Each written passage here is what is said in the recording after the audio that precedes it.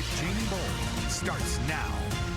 Thanks for sticking with us. We begin this half hour tracking Tropical Storm Debbie. Live pictures right now from Charleston. You see the low clouds. Yeah, they're getting some rain already here this evening. We're getting minute-by-minute updates on the storm as it tracks north. Debbie made landfall this morning in Florida's Big Bend coastline as a hurricane. Right now, the storm is headed for coastal areas of Georgia and then the Carolinas. Some parts already seeing some heavy rain and flooding tonight. So we're going to walk you up the coast to see the impacts of the storm and how cities are preparing for what could be record rainfall when all is said and done here. But let's start tonight in Florida. That is where Debbie has dumped a month's worth of rain already today. Sophia Vitello with our sister station in Sarasota is on the ground with a look at the storm damage. Debbie's wrath can be seen right here in Sarasota. We're on Conrad Avenue and Bay Vista Street near Pinecraft, if you know the area. Now you can see behind me just chaos, guys. I mean, we have people walking barefoot, trying to figure out what's happening with their houses, what's happening with their families. Can they go and retrieve their belongings? Can they go do that? Is it safe for them? We have dozens of crews here, the Sarasota Police Department, Sarasota County Fire Department, the Northport Fire Department, the Englewood Fire Department. We also have the National Guard here. Just it's all hands on deck to help these people who are stuck in flood water right now. And I'm hearing from these families that they've lived here 20, 30 plus years and they've never seen anything like this. Yeah, flooding is the story here. So let's take you now up the coast to Georgia. Here is the latest update tonight from Flynn Snyder with our sister station in Savannah. And we are seeing firefighters get their swift response team and their boats all ready to go ahead of what's expected to be this historic rainfall event from Tropical Storm Debbie. I want to go ahead and show you some video that we took a little earlier of people filling up sandbags here on just off Victory Drive. I talked with some people who said they've only lived here for a couple years and they haven't necessarily had to fill sandbags before. Earlier this morning, Chatham County leaders gave an update on their preparations. We heard from Savannah City Manager Jay Melder, who said that the city's stormwater infrastructure can handle about 2 to 2.5 inches of rain an hour. But with this predicted historic rainfall, historic flooding expected, there leaves that possibility for widespread flooding. Parts of the Carolina coast also seeing the impacts of Debbie. Here is an update from Allie Espinoza in Myrtle Beach. As you can see here behind me, there's really nobody out and about, and it's pretty much been like this all afternoon and through the evening. Now, as you heard from our first alert weather team, rainfall and flooding are the two biggest concerns when it comes to Debbie. Horry and Georgetown counties moved to OPCON 2 earlier today, encouraging people to prepare for this storm. Georgetown County's emergency management director is asking families to look over their emergency plan and disaster supply kit. Yeah, just a lot of rainfall to come. I'm here now in the First Alert Weather Center with meteorologist Rachel Coulter, and the storm working its way up the coast, and it's taking its sweet time in making it here. And that's the problem. This thing is just so slow, it's going to dump a lot of rain. That's right. It really doesn't matter if this is a tropical storm, depression, hurricane. When you've got that much rainfall and it's moving that slowly, flooding becomes a big concern, and we are expecting impacts here at home from this, especially in our southeastern counties. Charlotte's going to be the transition area from where we see some of those higher totals to the lower totals that we'll see to our north and west. But there's going to be parts of our area that could even see 4 to 10 inches of rainfall. Best chance of that south and east of Charlotte, especially down towards the coast of the Carolinas. Gusty winds, not really a big concern for us. We're only talking about wind gusts of 30 to 35 miles per hour, but I mentioned it before. Ground is saturated. We've seen so much rainfall over the past couple of weeks with additional rounds of rain likely. It just won't take much to knock down trees. And then impacts, of course, track dependent. If Debbie moves a little bit farther to the west or the east, that's going to change where we see the heaviest of the rainfall set up shop. Right now, that's to the south of our area as Tropical Storm Debbie slowly moves to the north, only at 6 miles per hour. That is slower than the previous update. Winds are lower, down to 50 miles per hour, sustained winds at this point, but that makes sense. This has moved inland. You've cut off that fuel source of the warm waters of the Gulf of Mexico, but what's going to happen is going to move back over the waters, over the Atlantic Ocean, could allow for some additional re-intensification before that eventually pushes back inland. Right now, you can see the rain that extends into portions of South Carolina. We had some downpours earlier today, a few rumbles of thunder. Rain chances pick up from here. An hour-by-hour look at the forecast and just how much rain we could see in a few minutes, Jamie. All right, we'll see you then, Rachel. Thank you. You want to stay with WBTV here on air and online for all the latest as we continue to track Debbie's path and its impact on our area. We're on your side tonight following the money. Somewhere around 60%. It's how many Americans have some money tied up in the stock market, a retirement fund, a mutual fund, an individual stock. And there's no way around it. It was not a good day for those investments.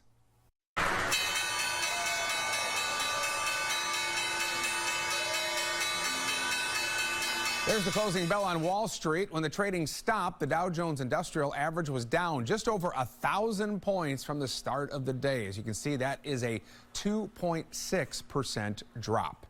So what caused the sell-off and the reaction to it coming up here in just a moment. But first, thought we'd give you some context. While certainly a bad day, no way around that, today was nowhere near some of the worst that we have seen on Wall Street.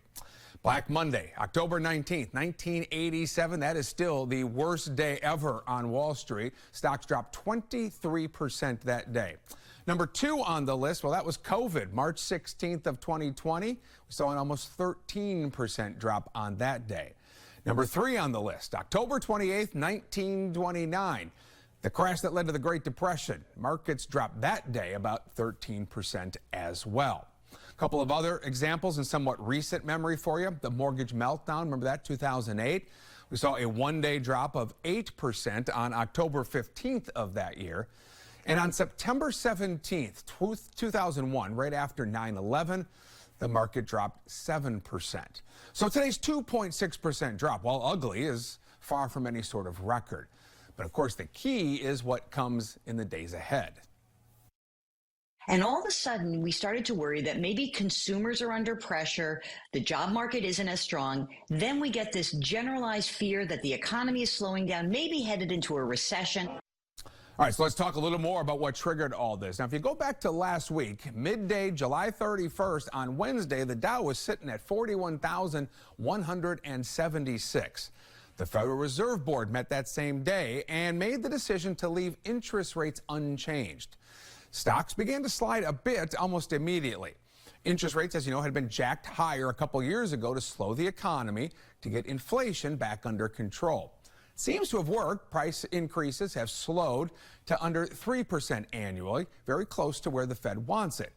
But the chairman said cuts wouldn't happen until September at the earliest.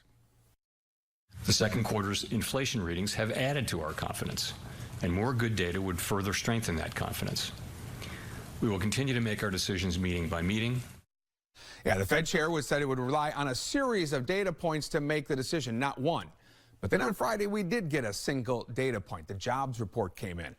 The unemployment rate ticked up from 4.1% to 4.3%.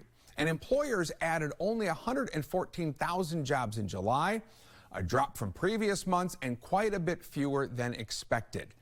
Then overnight, Japan's stock market plummeted. Europe's followed, raising concerns the Fed waited too long to cut rates, and we could be headed towards a recession.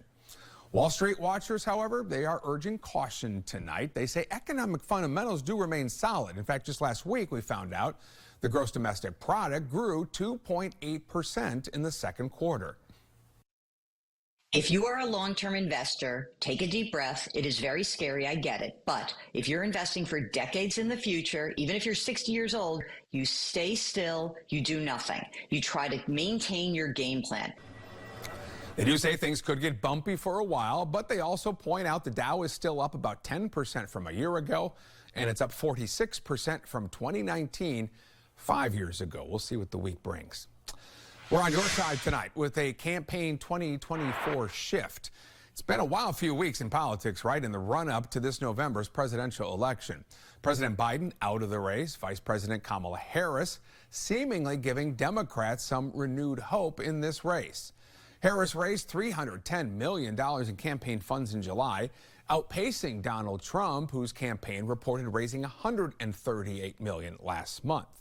Both candidates are vying to really win these 7 swing states. You got Arizona, Georgia, Michigan, Nevada, North Carolina, Pennsylvania, and Wisconsin. Combined, these states have 93 electoral votes. Each candidate needs at least 270 electoral votes in all to win the race. So votes in these swing states are likely to decide who ultimately ends up in the White House come January. A new CBS News poll shows the race now neck and neck between Vice President Harris and Donald Trump. CBS News' Director of Elections and Surveys, Anthony Salvanto, joins us now with the numbers to show how this race really has reset and why. Anthony, appreciate your time. Let's just start with what's changed here since Vice President Harris got in. How you doing, Jamie? Good to talk to you. This is where things stand. It's effectively neck and neck.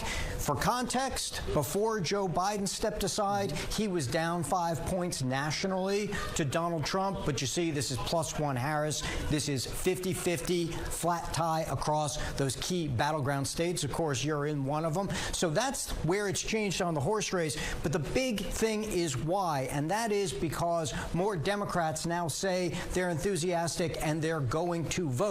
That's up from July after Harris entered, and it helps Democrats turn that turnout gap into a smaller one. That makes their numbers go up because up until then they weren't as sure as Republicans that they were going to vote. I'm going to show you one more piece of this because it's really important. Specifically, black voters, always an important part of the Democratic coalition. Big jump from 58 to 74% in black voters who say that they will definitely vote now, Jamie. Curious, Anthony, are there things that have not changed? Yes, important ones, especially in context of what we see with the top issue, which is the economy. Take a look at this. Donald Trump still has a big advantage on voters saying that if he wins, they will be financially better off. This is very similar to how it was with Joe Biden in the race and now with Harris. So you've got a big gap there. If Trump wins, more people think they'd be financially better off. That's something that hasn't changed. And one thing else I do want to show you, whose policies would control and lower border crossings or attempted border crossings at the U.S.-Mexico border. Big advantage here, again, for Donald Trump. His policies are seen to be doing that. Very similar here, Harris, as with Biden, feelings that it would not decrease, might even increase border crossings. So 2 important issues where Trump retains an advantage, Jamie. And obviously, the economy top of mind today with what's happening on Wall Street, et cetera. I want to ask you about women and how they might play a role in this outcome, obviously, with potentially electing the first female president. What's the data showing us there? Really important point. So we're seeing a gender gap, which is to say more women voting for Harris, more men voting for Trump. And the rationale behind that, this is something that stood out. When we ask folks whose policies would help various groups, here's the women breakdown, and you see women, 70% think Harris's policies would help women, and that's a far higher number than they say that about Donald Trump's policies. So that's the rationale, partly behind that gender gap, Jamie. A long way to go in all of this. Anthony Salvanto, CBS News. Anthony, appreciate the time. Now, Vice President Harris making the biggest decision of her 2-week-old presidential campaign as she chooses a running mate and prepares to introduce the new Democratic ticket. 2 of the top contenders from battleground states, including former Pennsylvania Attorney General and current Governor Josh Shapiro, and Arizona Senator Mark Kelly, a retired Navy captain and NASA astronaut. Governor Tim Walz of Minnesota also on this list, a former high school teacher and congressman, all 3 considered top contenders in all of this. Harris expected to make a decision by tomorrow. Coming up next here on Your Side Tonight, the price you pay. Hospitals are posting procedure costs online, but patients say price tags can still be hard to find. What you can do to help save money is just ahead. And we give you a live look here from our HD Tower cam. Right now, we're fine here in the uptown of Charlotte. Your certified most accurate forecast just ahead as we track Debbie tonight.